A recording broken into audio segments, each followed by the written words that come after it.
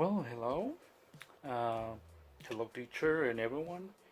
Only somebody else is watching this video that I made it for two reasons. Well, the number one is to my video channel here on YouTube, and second, for the most important one, for my English class evaluation or test, let's say. That's for the point to finish with a good score. Well, at the end, I will give you my summary today about a book that also exists all audio book files, the audio files. So we got them through a link the teacher just uploaded to the WhatsApp group, so you may know it.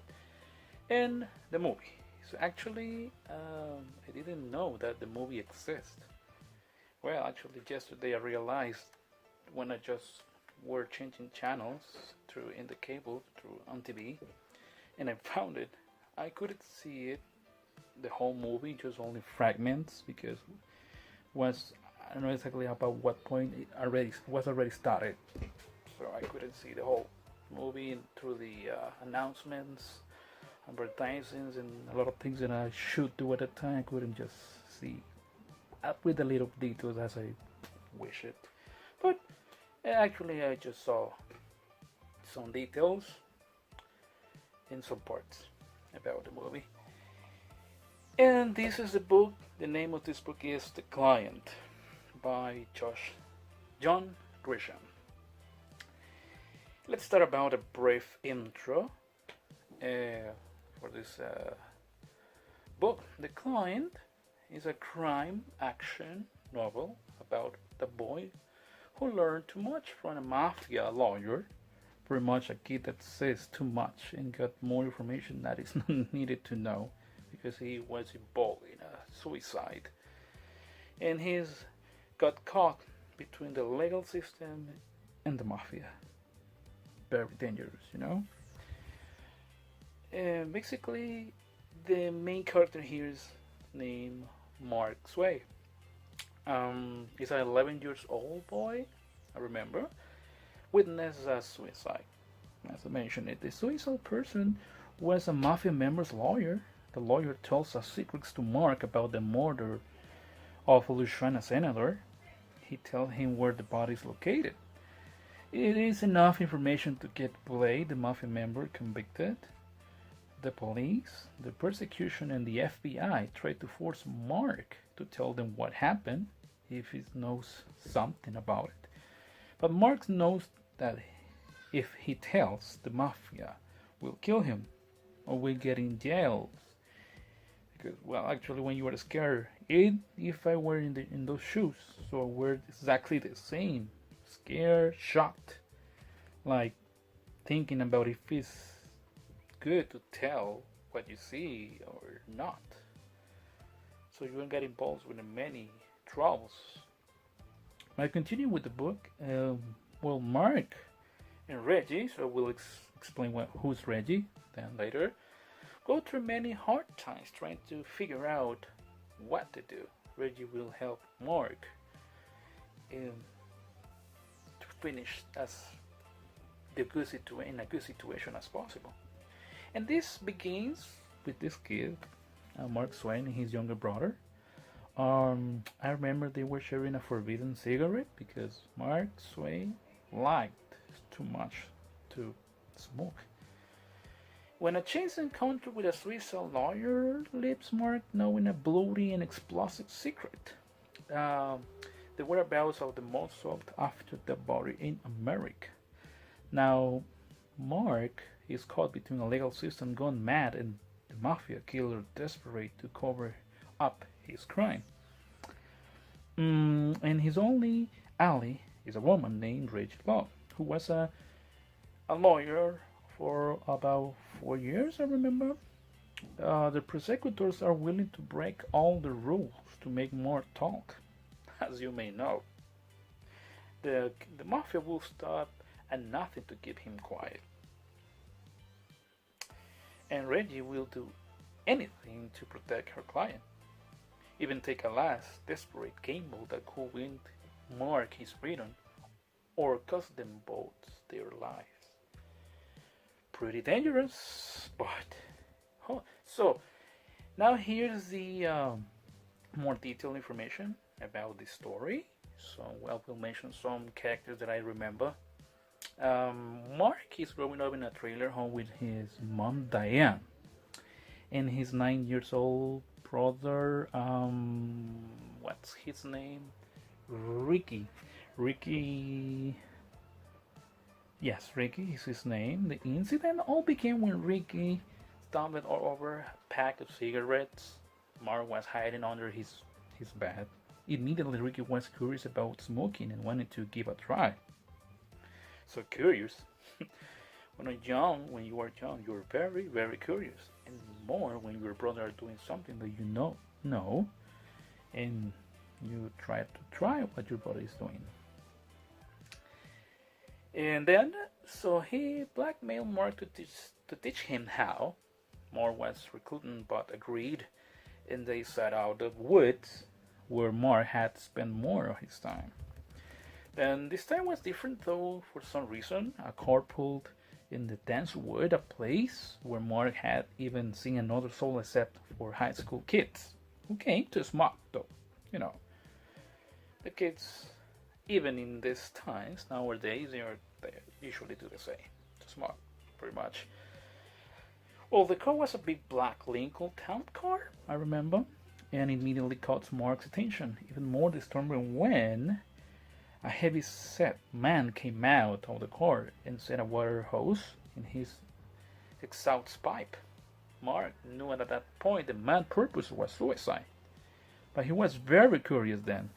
Mark took it upon itself not to let this man kill himself because he felt it was his obligation as a citizen. I don't know, something like that. After Mark freed the hose from the car's exhaust pipe several times, he was caught by this man and was dragged into the car to die with him. In the car, Mark learned the man's story.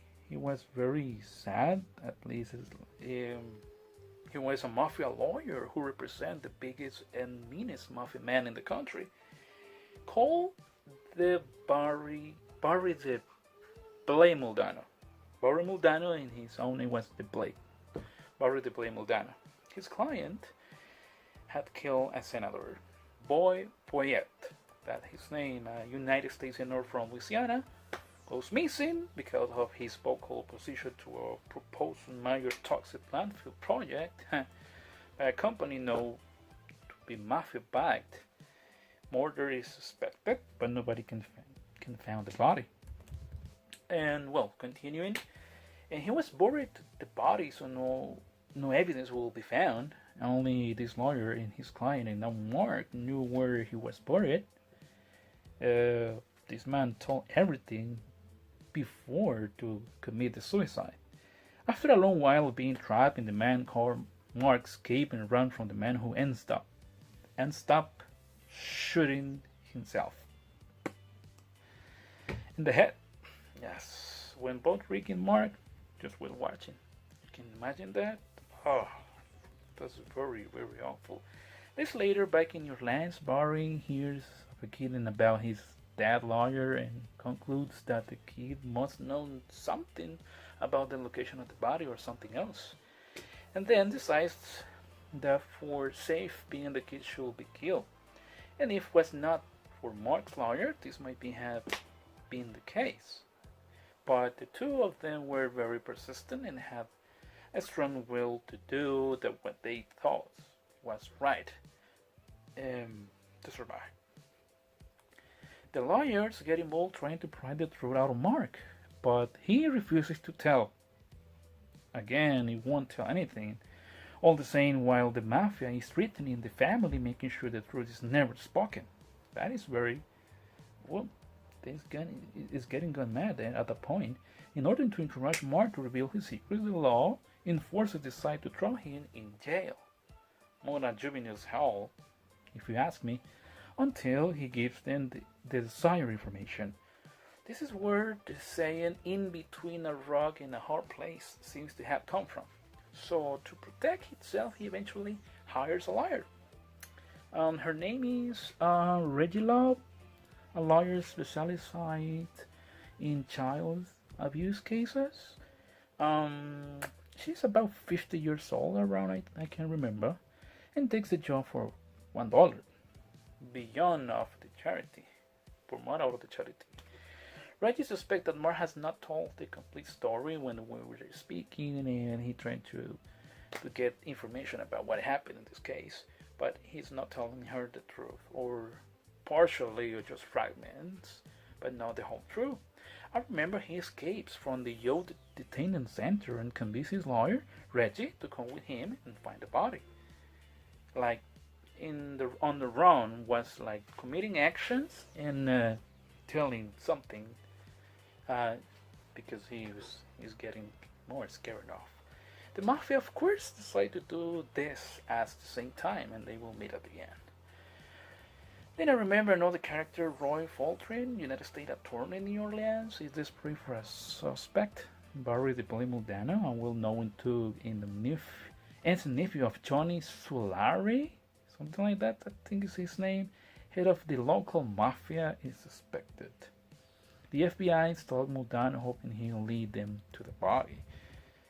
Two mafia operatives, well, I can't remember the names, is Bono and Perini, are dispatched from New Orleans to Memphis to see what Marks knows.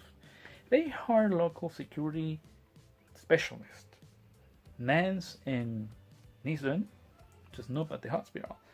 Reggie represents Mark in an interview with the FBI, knowing that she doesn't know or doesn't have the full story about it. Roaming to the hospital, Mark is cornered and threatened by Nance that he'll kill him if he talks. Well, many think success between this. Diane loses her job in a minimum wage sweet shop, but Reggie threatens the company president with a lawsuit on condition that they keep sending her paycheck,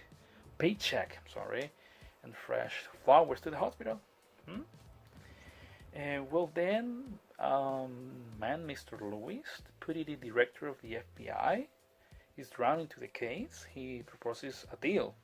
If Mark reveals the location of the body, they will place a swine family in a witness program, protection program, actually.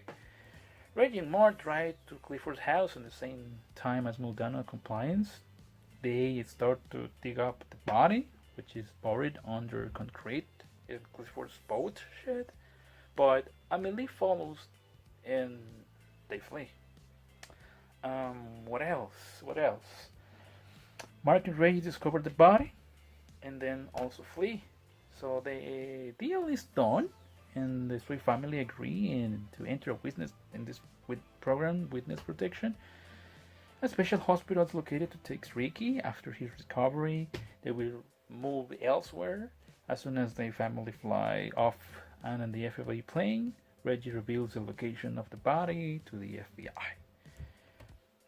Basically, this is happening through the whole story. The main characters that I can remember, for example, Mark Swain, the kid, his brother, Ricky Swain, Mark's mother is Diane Swain, Reggie, the lawyer contracted by a daughter, it has Reggie Love, another character, Barry the Blame Muldano, and Roy Faltrick. Also, another one like Roy Faltrick, the United States Attorney, is another character.